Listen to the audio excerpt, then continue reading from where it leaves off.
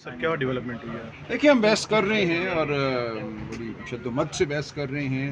عدالت سے ہمیں سوالات وصول ہو رہے ہیں، لیکن میں سمجھتا ہوں ہم آگے بڑھ رہے ہیں. اس ملک میں اگر انسانی حقوق کی بقا ہونی ہے، انسانی حقوق کا کوئی مطلب ہے، آزاد عدلیہ کا اگر کوئی مطلب ہے، تو جو مقدمہ ہم لڑ رہے ہیں ہمیں جیتنا ہوگا. لیکن اس وقت صورتحال یہ ہے کہ صرف ایک انگلی ہلانے سے، کہ اشارہ کرنے سے کہ فلاں شخص ہمیں مطلوب ہے، وہ اس کو عام عدالتوں سے نکال کر ملٹری کورٹس کے حوالے کر رہے ہیں. اور وہاں جو ہو رہا ہے بند کمرے میں، وہ ایک ایسا عمل ہے جو پوری دنیا میں اس وقت جو ملٹری کورٹ کا بھی نظام ہے اس کے منافی ہے، کجا یہ کہ سویلین جو نظام ہے اس کے مطابق ہو. تمام دنیا میں اس بات کو برا سمجھا جاتا ہے، اس کو بنیادی انسانی حقوق کے منافی سمجھا جاتا ہے کہ کسی سویلین کو ملٹری کورٹ میں، جہاں کوئی کرنل صاحب یا میجر صاحب بیٹھے ہوں، وہاں پہ اس کی ٹرائل کی جائے اور اس کو سزا دی جائے. تو ہم ایک بڑے بنیادی حق کے لیے لڑ رہے ہیں. یہ کوئی پی ٹی آئی کا معاملہ نہیں ہے، یہ سیاسی معاملہ نہیں ہے، یہ بنیادی حقوق کی بقا کا معاملہ ہے.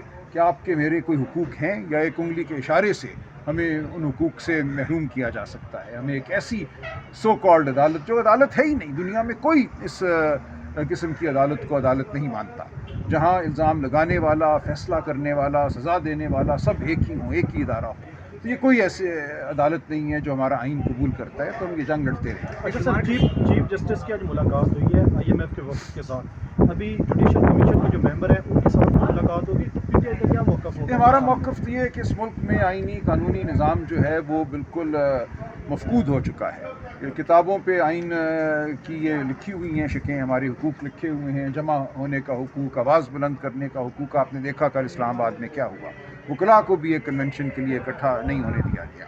جو پیکا کا قانون بنا ہے اس سے گلا صحافت کا گھونٹنے کی کوشش کی گئی. تو اس وقت اس ملک پہ ایک تاریک رات چھائی ہوئی ہے، بالکل تاریک. یہاں نہ آپ عدالت کی جانب بڑھ سکتے ہیں داد رسی کے لیے، نہ آپ اپنے گھر میں آواز بلند کر سکتے ہیں، اپنے سوشل میڈیا اکاؤنٹ پہ نہیں آپ بول سکتے. ہر جگہ سائے منڈلا رہے ہیں. تو ہم یہ بات شد و مد سے عدالتوں میں بھی کریں گے اور ہر سطح پہ کریں گے. ہم بتائیں گے کہ پاکستان جو ہے اس وقت فسطائیت کی زد میں ہے. پاکستان کو ہم نے آزاد کرانا ہے، پاکستان کے عوام کو، پاکستان کے لوگوں کو ان کے بنیادی حقوق لوٹانے ہیں. اس مقصد کے لیے ہم کھڑے ہیں، ہم لڑتے رہیں گے. سلمان اکرم راجہ صاحب، آپ جو دلائل دے رہے ہیں، آپ بار بار اس میں بلوچستان ہائی کورٹ کو کوٹ کر رہے ہیں جب ضیاء الحق کا دور تھا. تو سر مختصراً ہمیں بتائیں گے کہ کس طرح اس وقت عدالت نے اپنی آزادی کو اپنے فیصلوں کے تھرو مقدم رکھا تھا؟ دیکھیں، جو آزاد منش جج ہوتا ہے وہ آزاد منش ہی رہتا ہے.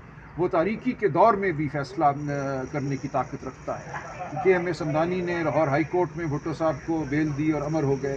اسی طرح مارشل لاء کے قوانین کے خلاف بلوچستان ہائی کورٹ کے متعدد جج صاحبان نے فیصلے دیے 1977 کے بعد، اور اسی کے نتیجے میں 1980 میں پی سی او لا کر ان کو فارغ کرنا پڑا. اس قسم کا عمل ہماری تاریخ میں بارہا ہوا ہے کہ جو جج ہمت دکھاتے ہیں، جو جج انسان دوستی دکھاتے ہیں، ان کو فارغ کرنے کی کوشش کی جاتی ہے. 26ویں آئینی ترمیم بھی اسی عمل کا حصہ ہے. یہ ہماری تاریخ کا ایک سیاہ باب ہے. اس باب کو ہم بار بار لکھتے ہیں، دوبارہ لکھتے ہیں، لیکن ہم اس کے خلاف لڑتے رہیں گے. ہم اس باب کو کتاب سے پھاڑنے کی کوشش کر رہے ہیں کہ آئندہ ایسا نہ ہو.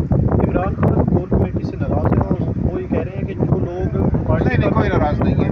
بیانیہ نہیں اٹھا رہے ہیں تو نہیں، ایسی کچھ کوئی کور کمیٹی سے ناراض نہیں ہے. انہوں نے ایک عمومی بات کی ہے کہ جو ان کا بیانیہ ہے، جو ان کی گفتگو ہے، اگر کوئی اس سے نالا ہے یا اس کو لے کر چلنے کی استطاعت نہیں رکھتا تو وہ اپنے بارے میں نظر ثانی کرے. لیکن کوئی عمومی خفگی کا اظہار انہوں نے نہیں کیا. سر، آپ کے درمیان اور مروت صاحب کے درمیان کو صلح ہوئی ہے کہ نہیں؟